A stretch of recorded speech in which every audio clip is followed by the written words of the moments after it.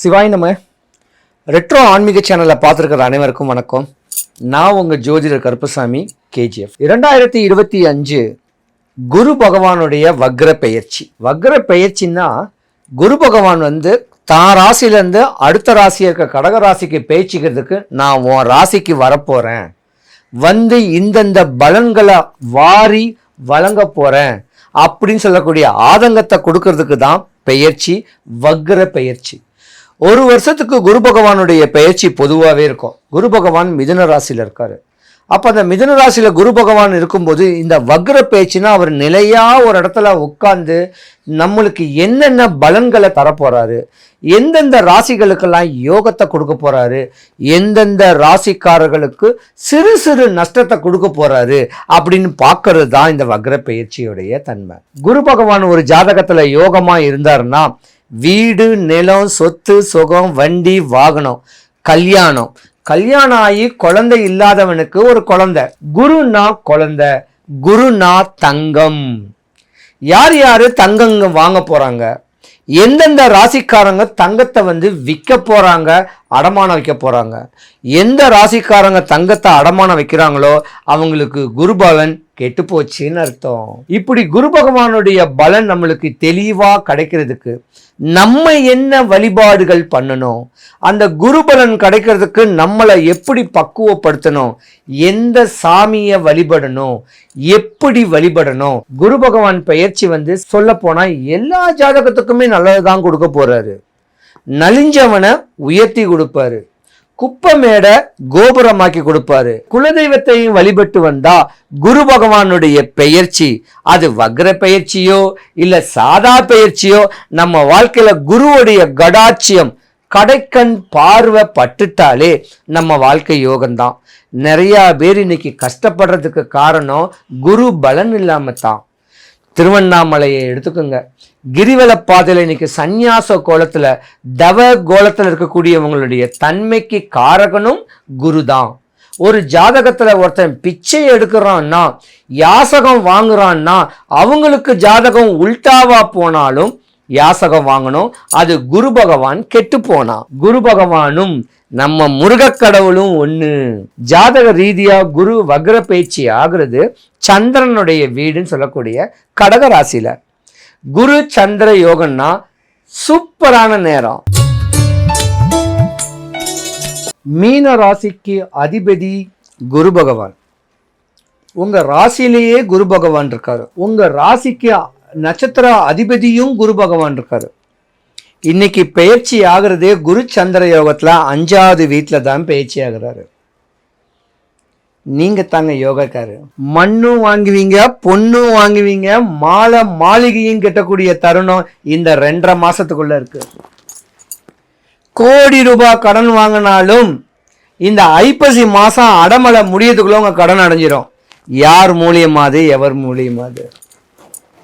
நல்ல டாக்டர் தொழில், கலைத்துறை, காவல்துறை, இன்னும் சொல்ல போனா சினிமா துறை, அட்வொகேட்ஸ், இதெல்லாமே நீங்க தான். இத்தனை வருடமா கஷ்டப்பட்டுக்கிட்டு இடையூறுலா இருந்த உங்களுக்கு இனிமே ஜாக்பாட்டு. கோடி கணக்குல பிசினஸ் வரப்போகுது, லட்சக்கணக்கில் பிசினஸ் வருதுன்னு சொல்லலாம். ஆனா மீனராசியை பொறுத்த வரைக்கும் நிறைய டிரைவர்கள் இருப்பீங்க. அந்த நிறைய டிரைவர்கள் இழப்பத்தான் சந்திச்சிருந்திருப்பீங்க, நஷ்டத்தை தான் சந்திச்சிருப்பீங்க. ஆனா இந்த ஒரு 3 மாசத்துக்குள்ள உங்க தாயோ, தகப்பனோ, அண்ணனோ, தம்பியோ, அங்காளியோ, பங்காளியோ உங்க வாழ்க்கைய ஹோப் பண்ணி விடுவாங்க. அது சொந்தமோ பந்தமோ ஏதோ ஒரு வழியில உங்களுக்கு கடன் அந்த கடன் சுமையிலிருந்து காப்பாத்தினா போதும் அப்படின்னு சொல்லக்கூடிய தருணமும் உண்டு. செம்மையா வாழ போறீங்க. யார் சொன்னது 7.5 நடக்கு கஷ்டப்பட்டுக்கிட்டு இருக்காங்கட்டு? இனிமே நல்லா இருப்பீங்க. சனி பகவான் ஒரு நீதிமான்க. நீதி நேர்மைக்கு ஆள்பட்டு நடக்கக்கூடிய ஒரு அற்புதமானவர், அன்பானவர், அண்ணான்னு அவரை கேட்கணும். ஆனா இந்த மீன ராசியில இருக்கிறவங்க தைரியசாலி. ஆணா பிறந்திருந்தா கொஞ்சம் குண்டாதான் இருப்பீங்க. ஆணா இருந்தாலும் பெண்ணா இருந்தாலும் தான் உடம்ப குறைக்கணுமே நினைப்பீங்க. அது முடியாது, இது விதி. ஏன்னா தவம் இருந்து செல்ல பிள்ளையா வளர்ந்தவங்க இந்த மீன ராசி ஆண்கள், பெண்கள். உங்க உடம்ப குறைக்கணும்னு சொல்லி ஹாஸ்பிட்டல் போகாதீங்க, இது விதி. இப்படி தான் இருக்கும், அதை பயன்படுத்திக்கிங்க, ஏமாற்றம் அடைவீங்க. மீன ராசியில் உள்ள ஆண்கள் இருந்தீங்கன்னா சீக்கிரத்தில் கல்யாணம் ஆகிடும், புள்ளக்குட்டிகளும் பிறந்துடும். புள்ளக்குட்டிகள் பிறந்திருந்தா கூட ஒரு கட்ட கால வயசுல உங்களுக்கு சுக்கிர தசை வரும். அந்த சுக்கிர தசையில மனைவிக்கு துரோகம் பண்ற மாதிரி மாற்றான் மனைவி மேல ஒரு கேர் வரும். அந்த கேர் மனைவிக்கு தெரிஞ்சு மனைவியே உங்களுக்கு சூனியம் பண்ணுவாங்க. மாமியாருக்கும் உங்களுக்கும் ஆகாது. ஏன்னா சுகபோகி, நீங்க ஆன்மீகவாதியா இருந்தா கூட சுகபோகியான ஒரு தன்மை உடையவங்க. ஆனா அடுத்தவன் சொத்து மேல ஆசை வராது, கம்பீர தோற்றங்கள் இருக்கும். ஒரே விஷயம்தான், மீன ராசியில ஆணா இருந்தாலும் பெண்ணா இருந்தாலும் ஃப்ரெஷ்ஷா உங்க ஜாதகத்தை போய் கொடுங்க ஒரு ஜோதிடர்கிட்ட. யாராவது ஒரு ஜோதிடர்கிட்ட, நல்ல ஜோதிடர்கிட்ட கொடுங்க. கொடுத்து இனி வரும் காலங்கள், ஏன்னா உங்களுக்கு 7.5 சனி ஆரம்பிக்கக்கூடிய நேரம், ராசிக்கு 12ஆம் இடத்துல ராகு பகவானுடைய பெயர்ச்சியும் நடந்திருக்கு. ஏதாவது ஒரு லாட்ரி, ஏதாவது ஒரு யோகம், லக்ஷ்மி கிடைக்க மாட்டாளா அப்படின்னு கேட்டு ஏதோ ஒரு அமைப்புக்கு உங்க ஜாதகத்தை ஒரு ஜோதிடர்கிட்ட கொடுத்தீங்கன்னா அவரு ஒரு பலவீனத்தை என்ன நடந்திருக்குன்னு முறையா கணிச்சு சொல்லி அதை பின்பற்றி வந்தீங்கன்னா மீன ராசிக்காரங்க வாழ்க்கை ஹோகோன்னு இருக்கும். மீன ராசிக்காரங்களுக்கு ஸ்கின் அலர்ஜி வரும், ரொம்ப கவனமா இருக்கணும். நிறைய பிரச்சனைகள்லாம் நீங்க ஃபேஸ் பண்ணுவீங்க உங்க உடல் ரீதியா. ஒரு குறிப்பிட்ட காலத்துக்குள்ள நீங்க கல்யாணமும் பண்ணணும். அது ஆணா இருந்தாலும் பெண்ணா இருந்தாலும் 23, 25, 27 முடிக்கணும். அதுக்கு மேல கால தாமதமா போச்சுன்னா நீங்க ஆணா பிறந்தா சித்தர் ஜாதகம், பெண்ணா பிறந்தா சிஸ்டர் ஜாதகம், கன்னியாஸ்திரி ஜாதகம். ரொம்ப கவனமா இருக்கணும் உங்க இல்லற வாழ்க்கையில. படிக்கிறேன் டபுள் டிகிரி ட்ரிபிள் டிகிரி படிக்கிறேன் கேட்டு உங்களுடைய திருமணத்தை தள்ளி போடாதீங்க. ஆண்கள் தான் ரொம்ப கவனமாவே இருக்கணும். மனைவி தவிர மாற்றான் மனைவி மேல ஆசை பாசங்கள் வச்சிருந்தீங்கன்னா உங்க சாம்ராஜ்யம் சரிஞ்சு போயிடும். ஏன்னா உங்க ராசியில சனி பகவான் வந்திருக்காரு. கவனமா இருக்கணும். கடன், நோய், வறுமை, கடன், பயம், சத்ரு, எதிரி, உங்களுக்கு சூனியம் எல்லாம் பண்ணுவாங்க. மீன ராசிக்கு ரொம்ப கவனமா இருக்கணும். ஏதாவது ஒரு சித்தர மகான புடிங்க.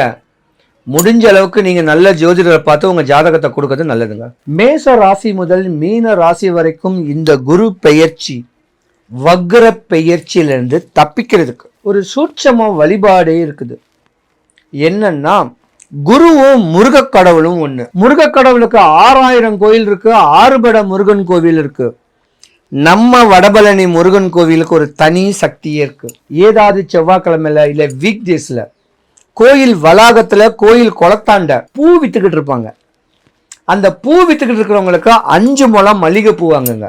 அதை ஒரு ஜான் கட் பண்ணிக்கிங்க. செவ்வரளி ஒரு 3 முழம் வாங்குங்க. சாமியை பார்த்து பிரகாரம் சுத்தி இருக்கும் போது முருகரும் வள்ளி தெய்வான சமயத்துக்கு ஒரு சாமி இருக்கு, அங்க செவ்வரளியை கொடுத்துட்டு கோயில்ல உட்கார்ந்து இருக்கவங்களுக்கு நீங்க நினைச்சு வந்த காரியம் எல்லாம் நடக்கட்டும்னு சொல்லி அன்பால புன்முறிவுகளோட உங்க தேவைகள் ஆசைகள் எல்லாம் மனசுல வேண்டிட்டு கொடுங்க. வாங்குறவங்களுக்கும் யோகம், நீங்க கொடுக்கிறவங்களுக்கும் யோகம். பரிகாரம் 1000 இருக்கு, எவ்வளவோ பரிகாரங்கள் இருக்கு. இந்த சின்ன வழிபாட முறையா பண்ணீங்கன்னா உங்க ஆசை, உங்க தேவை, உங்களுக்கு எல்லாமே பூர்த்தி ஆகுங்க. வடபழனி முருகனுக்கு தனி சக்தியே இருக்குதுங்க. ஆனா நம்பி போகணும். முடிஞ்ச அளவுக்கு காலையில போயிடுங்க, இல்லைன்னா ஈவினிங் போங்க. அபிஷேகம் அலங்காரம் பண்ற டைம்ல கொஞ்சம் பார்த்து கவனிச்சு போங்க. முடிஞ்ச அளவுக்கு கொடிமரத்துலேருந்து முருகக்கடவுளை பார்த்துட்டு, சிவபெருமான் அம்பாள் பார்த்துட்டு பிரகாரம் 11 சுத்துங்க. 100க்கு 100 நீங்க அடிக்கடி ஜோசியமும் பார்க்கணும் அவசியம் வராது, ஹாஸ்பிட்டல் கையினும் அலைய வராது, நோயின் நொம்பலம் கடனும் வராது. 12 ராசிக்காரர்களுக்கும் சுபிக்ஷம், ஐஸ்வர்யம், கடாட்சியம் கிடைக்க வடபழனி ஆண்டவனுடைய அனுகிரகம் எல்லாருக்கும் பரிபூர்ணமா கிடைக்கணும். சிவாய நம.